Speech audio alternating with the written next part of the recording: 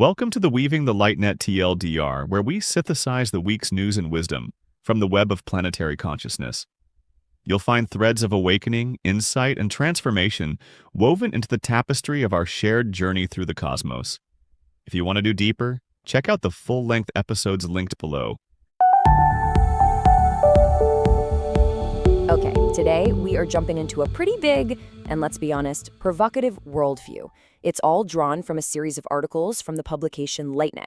What we've done is pulled together their core ideas to give you a clear map of their perspective, all the way from what's happening in your own mind to the very fabric of the cosmos. So let's start where they do, with a question that really cuts right to the bone. Are you actually in control? Of your thoughts, your body, the choices you make every day? This one question is basically the key that unlocks this entire way of looking at the world. The main idea here, what these sources are getting at, is that our reality is being shaped by a kind of hidden architecture. They describe it as this interconnected web of systems that influences, well, everything, from our most private thoughts to the massive global systems that run our lives. Now, just to be super clear, our role here isn't to say this is right or wrong. We are simply laying out the worldview as it's presented in the source material. Think of us as tour guides, using these slides to map out the key ideas so you can see how they all connect.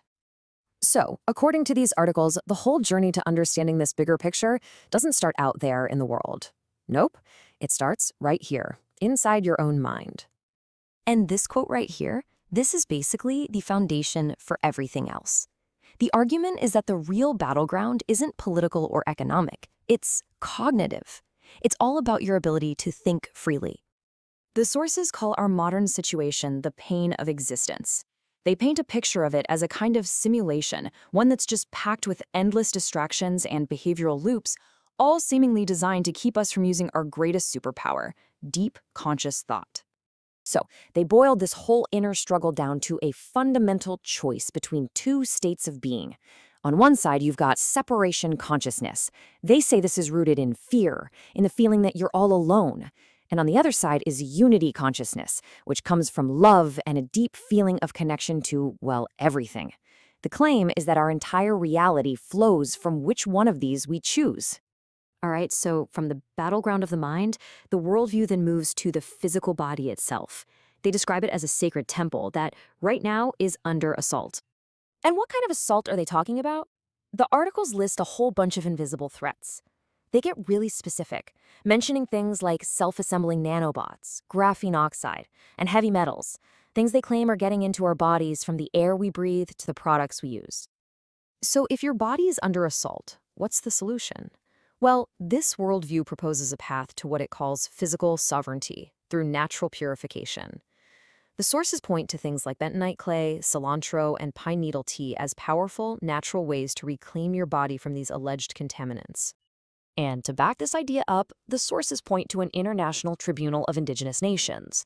This tribunal apparently declared certain mRNA technologies a form of technological colonization of our biology, which really frames it as a direct challenge to our physical autonomy. Okay, so we've gone from the mind to the body. Now the worldview zooms out even further to society. It describes what it calls a matrix, an interlocking global control grid built on three main pillars: technology, identity, and finance.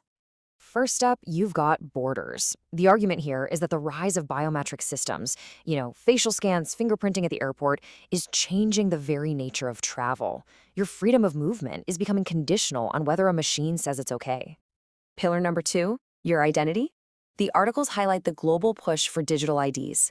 They argue this isn't just about making things convenient, it's about creating a planetary identity infrastructure that links every single person to one big, traceable digital system.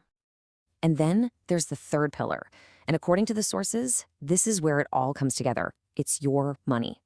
The idea is that when your digital ID is tied to your bank account, your ability to buy and sell can literally be switched on or off based on your compliance. And they say this isn't just a theory. The sources connect this framework to things happening right now. They point to Finland's new border system leaving travelers stranded, Vietnam reportedly freezing bank accounts not linked to a biometric ID, and the UK expanding its digital ID trials as real-world proof that this grid is coming online. And of course, we have to talk about AI. In this worldview, it's not some neutral technology. It's presented as a key part of this grid, a tool for creating economic illusions, and even more personally, for psychological manipulation, especially targeting children. Okay, so we've gone from the individual to the body to society, and now for the biggest final zoom out of them all.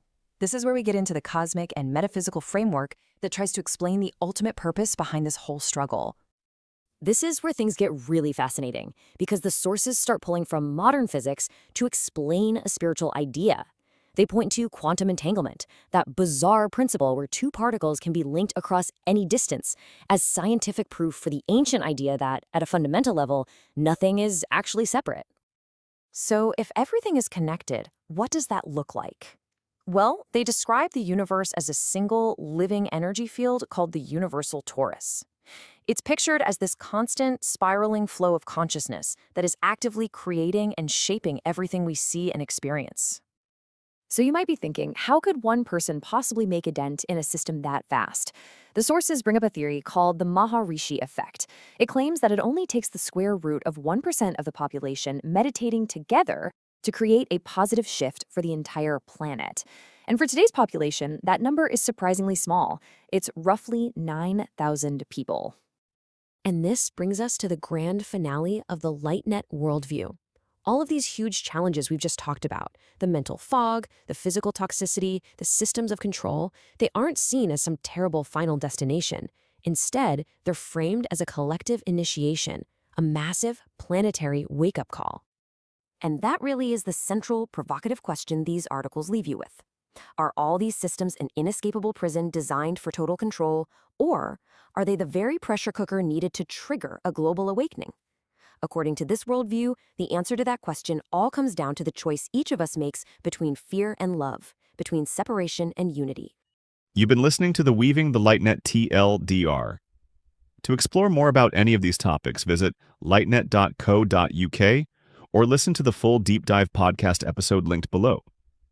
Give the video a like, share this episode with others who would appreciate it, and subscribe to join us next week as we continue weaving the web of planetary consciousness together. Stay sovereign.